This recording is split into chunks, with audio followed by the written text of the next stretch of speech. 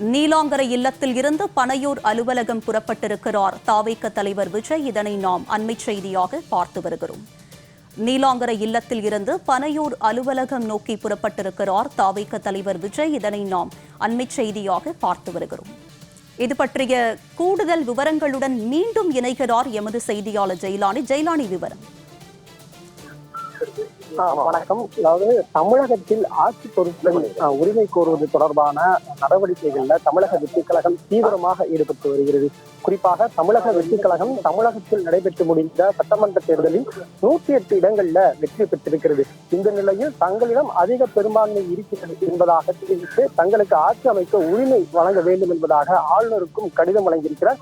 ஆளுநரையும் இன்று பிற்பகல் 3:30 மணி அளவிலாக தமிழக வெற்றிக் கழகத்தின் தலைவர் விஜய் சந்திக்க இருப்பதாக தெரிவிக்கப்பட்டது. சற்று நேரத்திற்கு முன்பாகத்தான் காங்கிரஸ் கட்சி சார்பாக அதிகாரப்பூர்வ அறிவிப்பு என்பதனையும் வெளியிட்டிருந்தார்கள். குறிப்பாக சில நிபந்தனைகளுடன் தமிழக வெற்றிக் கழகத்திற்கு ஆதரவு அளிப்பதாகவும் அவை தமிழக வெற்றிக் கழகம் ஆட்சி அமைப்பதற்காக மட்டுமல்லாது வரக்கூடிய உள்ளாட்சி தேர்தல், நாடாளுமன்ற தேர்தல், மாநிலங்களவை தேர்தல் என அனைத்து தேர்தலிலுமே இந்த கூட்டணி என்பது தொடரும் என்பதாக ஏற்கனவே தாங்கள் வகித்து வந்த மதசார்பற்ற கூட்டணியாக இருக்கக்கூடிய திமுகவுடனான கூட்டணியை முறித்துக் கொண்டு தற்போது தமிழக வெற்றிக் கழகத்திற்கு ஆதரவு என்பதை தெரிவித்திருக்கிறார்கள்.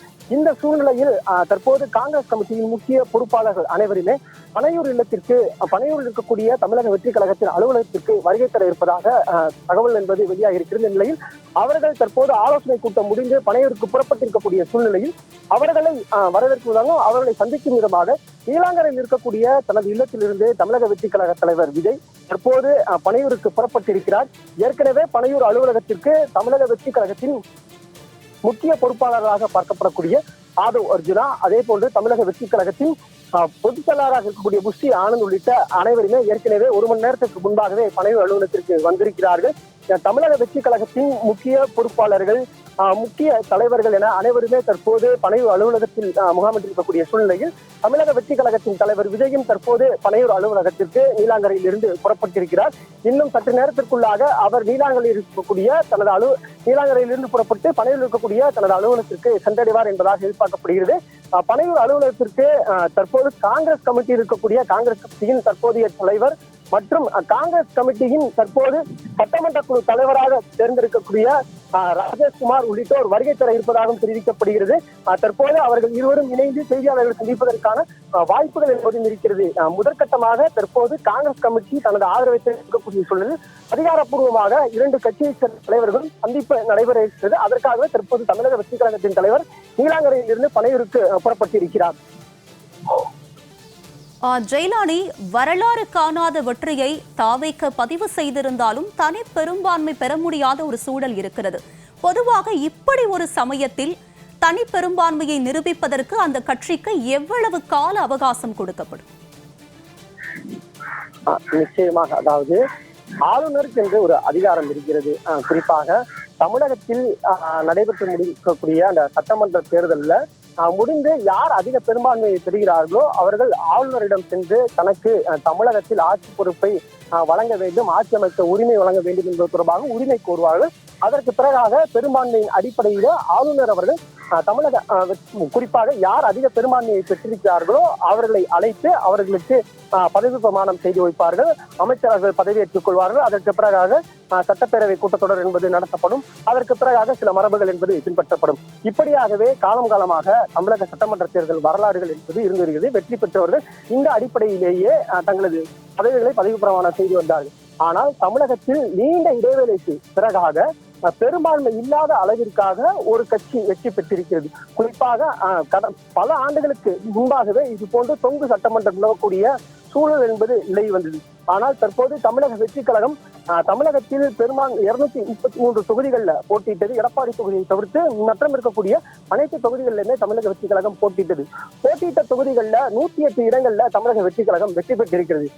ஒரு கட்சி அதிக பெரும்பான்மையை நிரூபித்தால் மட்டுமே தமிழகத்தில் ஆட்சி பொறுப்பில் இருக்க வேண்டும். குறிப்பாக தமிழகத்தில் 234 தொகுதிகள் என்றால் அதில் சரிபாதிக்கும் மேலாக பெரும்பான்மை மிக்க சட்டமன்ற உறுப்பினர்கள் ஆதரவு தங்களுக்கு வேண்டும். தமிழக வெற்றிக் கழகத்தை பொறுத்தவரை பெரும்பான்மைக்கு சற்று குறைவான அளவிற்கான சட்டமன்ற உறுப்பினர்கள் இருக்கிறார்கள். இந்த நிலையில் தான் தங்களுக்கு ஆதரவு திரட்டக்கூடிய வேலைகள்ல தமிழக வெற்றிக் கழகம் தீவிரமாக ஈடுபடுகிறது. அந்த அடிப்படையிலேயே காங்கிரசுடனான பேச்சுவார்த்தையில் பேசி தற்போது அங்கு வெற்றிகரமாக முடிந்திருக்கிறது. காங்கிரஸ் கட்சியும் தங்களது 5 சட்டமன்ற உறுப்பினர்களையும் ஆதரவு என்பது தமிழக வெற்றி கழகத்திற்கு இருக்கிறது என்பதாக தெரிவிக்கப்பட்டிருக்கிறது. இந்த சூழ்நிலையில் தமிழக வெற்றி கழகம் ஆட்சி பொறுப்பு அமைப்பதற்கு நீங்கள் கேட்ட கேள்வியை கொண்டு எவ்வளவு கால அவகாசம் என்பது வழங்கப்படும் என்பதாகத்தான். குறிப்பாக தமிழக வெற்றி கழகத்தின் தலைவர் விஜய் இன்று மாலை ஆளுநரை சந்திப்பதற்காக நேரம் கேட்டிருக்கிறார். ஆளுநரை இன்று மாலை நேரத்தில் சந்தித்து தங்களுக்கு ஏற்கனவே 108 சட்டமன்ற உறுப்பினர்கள், தங்கள் கட்சியை சார்ந்த சட்டமன்ற உறுப்பினர்கள் ஆதரவு என்பது இருக்கிறது. மேலும் 5 உறுப்பினர்களுடைய ஆதரவு என்பது இருக்கிறது. எனவே எங்களுக்கு ஆட்சி அமைப்பதற்கான அதிகாரம் வழங்க வேண்டும் என்பதாக ஆளுநரிடம் கோரிக்கை வைப்பார். அதற்கு பிறகாக ஆளுநருக்கு என்று ஒரு அதிகாரம் இருக்கிறது. ஆளுநர் நினைத்தால் குறிப்பிட்ட காலத்திற்குள்ளாக உங்களது பெரும்பான்மையை நீங்கள் நிரூபிக்க வேண்டும் என்பதாக அவர்களுக்கான காலக்கெடு என்பது வழங்க முடியும். அந்த பெரும்பான்மையை நிரூபிப்பதற்கான சில நடைமுறைகள் என்பது இருக்கிறது. குறிப்பாக நேரடி ஆதரவு, மறைமுகமான ஆதரவு என்பதாக பல வழிகளில் அவர்களுக்கு ஆதரவு என்பது வழங்க முடியும். இப்படி ஏதாவது ஒரு வகையில் அவர்கள் தங்களது பெரும்பான்மையை நிரூபிக்க வேண்டும் என்பதாக சில குறிப்பிட்ட கால அவகாசம், அதிகபட்சமாக அவர் 14 நாட்கள் வரையிலாக ஆளுநர் அவர்களுக்கு நேரம் வழங்குவதற்கான வாய்ப்புகள் இருக்கிறது. அது ஆளுநர் சந்திப்புக்கு பிறகாகத்தான் அவர்களுக்கு பெரும்பான்மை நிரூபிப்பதற்கான எத்தனை நாட்கள் கால அவகாசம் கிடைக்கும் என்பது நமக்கு முழுவதுமாக தெரியவில்லை. தற்போது இருக்கக்கூடிய சூழ்நிலையில் குறிப்பாக நாளைய தினம் தமிழக வெற்றி கழகத்தின் தலைவர் தமிழகத்தின் முதலமைச்சராக பொறுப்பேற்பதற்காகவும் ஆட்சி பொறுப்பை ஏற்பதற்காகவும் அடுத்த கட்ட பணிகளையும் தீவிரமாக மேற்கொண்டு வருகிறார்கள். அந்த அடிப்படையிலேயே ஆளுநரை சந்தித்து தமிழகத்தில் ஆட்சி பொறுப்பு அமைப்பதற்கான உரிமை கோருவதற்காக இன்று பிற்பகல் 3 மணிக்காக ஆளுநரை சந்திப்பதற்காக செல்ல இருக்கிறார். அதற்கு பிறகாக அவர்களுக்கு எத்தனை நாள் அவகாசம் கொடுக்கப்படும் என்பது தொடர்பான முழு தகவல்களும் வெளியாகும். ஜெயலலிதா, தற்போது பனையூர் அலுவலகம் நோக்கி தாவேக தலைவர் விஜய் புறப்பட்டிருக்கும் நிலையில் அங்கு நடைபெற இருக்கும் ஆலோசனை கூட்டத்தில் யார் யாரெல்லாம் கலந்து கொள்ள இருக்கிறார்கள்? நிச்சயமாக பனையில் இருக்கக்கூடிய அலுவலகத்திற்கு இன்று காலையிலிருந்து ஏராளமான முக்கிய தலைவர்கள் வந்த வண்ணம் இருக்கிறார்கள். குறிப்பாக தமிழக வெற்றி கழக கழகத்தின் மிக முக்கிய பொறுப்பாளரும் தலைவர் விஜயின் மிக நெருங்கிய நண்பராகவும் பார்க்கப்படக்கூடியவர் புஷ்லி ஆனந்த், தமிழக வெற்றி கழகத்தின் பொதுச் செயலாளராக செயல்பட்டு வரக்கூடியவர். விஜய்க்கு அடுத்தபடியாக இந்த கட்சியில் செயல்பட்டு வரக்கூடியவர் என்பதாக பார்க்கப்படக்கூடிய புஷ்லி ஆனந்த் காலையிலேயே வருகை தந்தார். அது மட்டுமல்லாமல் தமிழக வெற்றி கழக கழகத்தின் மற்றொரு முகமாக பார்க்கப்படக்கூடியவர் ஆதவ் அர்ஜுனா, அவரும் இன்று காலையே தமிழக வெற்றி கழகத்தில் இருக்கக்கூடிய பனையூர் அலுவலகத்திற்கு வருகை தந்திருந்தார். இவர்கள் இருவரும் வருகை தந்தது மட்டுமல்லாமல் நாளைய தினம் பதவி பிரமாணம் செய்து கொள்வதற்கான அனைத்து கட்ட பணிகளை மேற்கொண்டு வருவதன் காரணமாக அதிகாரிகளுடனான அந்த ஆலோசனை மேற்கொள்வதற்காக தமிழக வெற்றி கழகத்தில் இருக்கக்கூடிய மூத்த சட்டமன்ற உறுப்பினராக பார்க்கப்படக்கூடியவர் செங்கோட்டையன் தலைமைச் செயலகத்திற்கு சென்று சட்டப்பேரவை செயலாளருடன் ஆலோசனை மேற்கொண்ட காட்சிகளை நம்மால் பார்க்க முடிந்தது. அதற்கு பிறகாக அவரும் பனையூர் இல்லம் வருகை தந்ததாக ஒரு தகவல் இருக்கிறது. இந்த நிலையில் தமிழக வெற்றி கழகத்தைச் சேர்ந்த முக்கிய மற்றும் மூத்த நிர்வாகிகள் அனைவருமே தற்போது பனையூர் இல்லத்திற்கு வருகை தந்திருக்கிறார்கள். நீலாங்கரையிலிருந்து தமிழக வெற்றி கழகத்தின் தலைவர் விஜயுமே தற்போது அங்கு புறப்பட்டிருக்கிறார். இந்த நிலையில் அவர் சென்றடைந்ததற்கு பிறகாக அங்கு காங்கிரஸ் கமிட்டியை சேர்ந்த சில முக்கிய நபர்கள் வருகை தர இருக்கிறார்கள். அதிகாரப்பூர்வமாக இரு கட்சியினருமே பரஸ்பர சந்திப்பு என்பது நடைபெற இருக்கிறது. ஏனென்றால் காங்கிரஸ் கமிட்டியிடம் தமிழக வெற்றி கழகம் முன்பாகவே அதிகாரப்பூர்வமாக தங்களது கடிதத்தின் வாயிலாகவும் தொலைபேசி வாயிலாகவும் தங்களுக்கு ஆதரவு வழங்க வேண்டும் என்பதாக கோரியிருந்தார்கள். அந்த கோரிக்கையை ஏற்று வருகிற தேர்தலிலும் இந்த நடந்து முடிந்திருக்கிற சட்டமன்ற தேர்தலிலும் தமிழக வெற்றி கழகம் ஆட்சி அமைப்பதற்காக காங்கிரஸ் கமிட்டி ஆதரவு அளிப்பதாக கடிதத்தின் வாயிலாக ஏற்கனவே ஆதரவை தெரிவித்து விட்டார்கள்.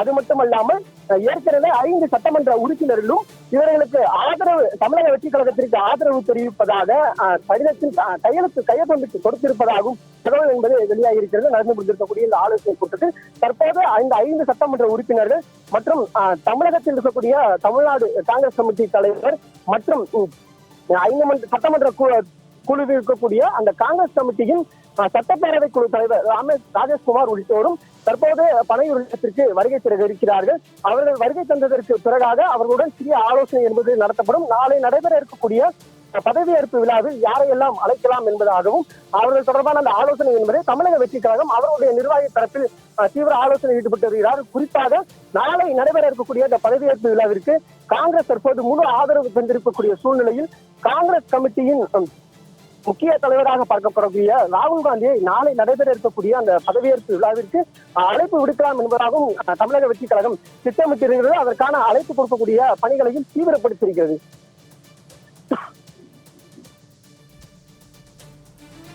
ஜெயலானி, மக்கள் நிறைய பேருக்கு இருக்கக்கூடிய ஒரு சந்தேகம், ஒரு கேள்வி என்ன அப்படின்னா, ஒருவேளை பெரும்பான்மை நிரூபிக்க முடியாத ஒரு சூழல் ஏற்படும் போது அடுத்த கட்ட நகர்வு என்னவாக இருக்கும்? இதற்கு முன்பு இப்படி ஒரு நிகழ்வு மற்ற மாநிலங்கள்ல நிகழ்ந்திருக்கா? நிச்சயமாக. அதாவது தமிழகத்தில் பெரும்பான்மையை நிரூபிக்க வேண்டும் என்றால் 118 சட்டமன்ற உறுப்பினர்கள் என்பது அவசியமாக இருக்கிறார்கள். இந்த சூழ்நிலையில் தமிழக வெற்றி கழகத்திற்கு பெரும்பான்மையை நிரூபிப்பதற்கான வாய்ப்புகள் என்பது இல்லாமல் இருக்கிறது. எனவே கூட்டணி ஆட்சி மட்டுமே அமைக்கக்கூடிய சூழல் என்பது தமிழக வெற்றி கழகத்திற்கு இருக்கிறது. அதன் காரணமாகவே தங்களை நோக்கி கூட்டணி கட்சிகளை இணைக்க வேண்டும் என்ற பணிகளில் தீவிரப்படுத்தியிருக்கிறார்கள். குறிப்பாக நடந்து முடிந்த சட்டமன்ற தேர்தலுடைய முடிவுகளை பார்த்தோமே என்றால் தமிழக வெற்றி கழகம் 108 இடங்கள்ல வெற்றி பெற்றிருக்கிறது. அதே போன்று திமுக எதிர்கட்சி அந்தஸ்தை பெரும் அளவிற்காக 2ஆம் இடத்தில் இருக்கக்கூடிய அளவிற்காக திமுக குறிப்பிட்ட இடங்கள்ல வெற்றி பெற்றிருக்கிறது. அது தவிர அதிமுக ஒரு சில தொகுதிகள்ல வெற்றி பெற்றிருக்கிறது. இது தவிர திமுக அதிமுக இல்லாமல் சில கட்சிகள், இடதுசாரி கட்சிகள், பாட்டாளி மக்கள் கட்சி உள்ளிட்ட கட்சிகளும், அதே போன்று இந்திய யூனியன் முஸ்லீம் உள்ளிட்ட கட்சிகள் தங்களது கட்சிக்கான சின்னத்தில் நின்று சில தொகுதிகளில் வெற்றி பெற்றிருக்கிறார்கள். இந்த பட்டியலை எடுத்து பார்த்தோமே என்றால் இதில் அதிகப்படியாக இருப்பது தமிழ்நாடு காங்கிரஸ் கட்சி. இது 5 தொகுதிகளில் வெற்றி பெற்றிருக்கிறார்கள். இதற்கு அடுத்தபடியாக இருக்கக்கூடிய கட்சி என்று பார்த்தால் பாட்டாளி மக்கள் கட்சி 4 தொகுதிகளில் வெற்றி பெற்றிருக்கிறது. இந்த 2 கட்சிகளை இணைத்தால் 9 சட்டமன்ற தொகுதி என்பது வெளியே இருக்கிறது. அவர்களிடமிருந்து இவர்கள் ஆதரவு பெறுவதற்கான வாய்ப்புகள் இருக்கிறது. இது தவிர பார்த்தோம் என்றால் இடதுசாரி கட்சிகளாக இருக்கக்கூடிய கம்யூனிஸ்ட் கட்சி, விடுதலை சிறுத்தைகள் கட்சி, இந்த 3 கட்சிகளுடன் இணைத்து பார்க்கும் போது 6 சட்டமன்ற உறுப்பினர்கள் இருக்கிறார்கள். அப்படி என்றால் ஏற்கனவே பாட்டாளி மக்கள் கட்சி, காங்கிரஸ் கட்சி, இது தவிர இந்த 3 கட்சிகள் என ஒட்டுமொத்தமாக 9+6 என்று பார்க்கும்போது 15 சட்டமன்ற உறுப்பினர்கள் இருக்கிறார்கள். இது தவிர இந்திய யூனியன் முஸ்லீம் லீக் 2 சட்டமன்ற உறுப்பினர்களை வெற்றி பெற்றிருக்கிறார்கள். இவர்கள் அனைவருடைய ஆதரவுகளையும் பெறுவதற்கான பணிகளில் தீவிரமாக தமிழக வெற்றி கழகம் ஈடுபட்டு வருகிறது. தனித்தனியாக இந்த கட்சிகளுடனான பேச்சுவார்த்தையிலும் தமிழக வெற்றி கழகம் ஈடுபட்டு வருகிறது என்றால் பெரும்பான்மையை எப்படியாவது நிரூபித்து காட்ட வேண்டும். திட்டமிட்டபடி நாளை அந்த பதவியேற்பு விழா என்பது நடைபெற வேண்டும் என்பதாக அனைத்து கட்சிகளுக்குமே கடிதங்கள் வாயிலாக ஆதரவு வேண்டும் என்பதாக கோரிக்கை விடுத்து வருகிறார்கள். அதில் முதற்கட்டமாக காங்கிரஸ் மற்றும் இடதுசாரி கட்சிகளை தங்களது கூட்டணிக்குள் கொண்டு வர வேண்டும் என்பதாக முயற்சியில் ஈடுபட்டு வருகிறார்கள் என்றால் இந்திய யூனியன் முஸ்லீம் லீக் தமிழக வெற்றி கழகத்திற்கு ஆதரவு தரப்போவதில்லை என்பதாக திட்டவட்டமாக மறுத்துவிட்டது. அப்படி என்றால் தமிழக வெற்றி கழகத்திற்கு இருக்கக்கூடிய வாய்ப்பு என்பது இங்க இருக்கக்கூடிய திமுகவில் தற்போது கூட்டணி அங்கம் வகித்து வந்த குறிப்பிட்டு சொல்ல வேண்டும் என்றால் காங்கிரஸ் மற்றும் இடதுசாரி கட்சிகளுடன் தான் ஆதரவு கொடுக்க வேண்டும் என்ற நிலை என்பது இருக்கிறது. அதை தவிர தற்போது அதிமுகவுடன் கூட்டணி இருக்கக்கூடிய பாட்டாளி மக்கள் கட்சியிடம் அந்த கோரிக்கை என்பதை ஆதரவு என்பதையும் கேட்க வேண்டும்.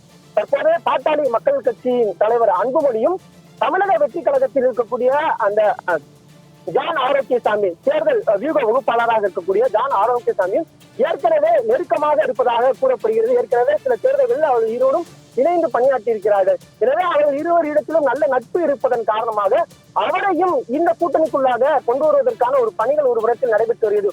ஒருவேளை காங்கிரஸ் வந்துவிட்டது, இடதுசாரி கட்சிகள் யாரும் நமது ஆதரவு வழங்கவில்லை என்றால் பாட்டாளி மக்கள் கட்சியை தங்களுக்கு ஆதரவுக்கு திரட்டி விடலாம் என்ற ஒரு கோணத்திலும் தமிழக வெற்றி கழகம் காய்களை நகர்த்தி வருகிறது.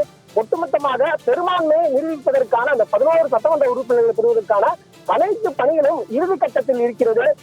கம்யூனிஸ்ட் கட்சிகளும் தங்களது செயற்குழு கூட்டம் முடிந்ததற்கு பிறகாக விஜய்க்கு ஆதரவு அளிப்பதா இல்லையா என்பது தொடர்பான முடிவு எடுக்கப்படும் என்பதாக அதிகாரப்பூர்வமாக தெரிவித்திருக்கிறார்கள். எனவே கம்யூனிஸ்ட் கட்சியில் இருக்கக்கூடிய மூத்த நிர்வாகிகளும் முக்கிய நிர்வாகிகளும் விஜய்க்கு ஆதரவு பெறுவது தொடர்பான அந்த ஆலோசனைகளிலும் ஈடுபட்டு வருகிறார்கள்.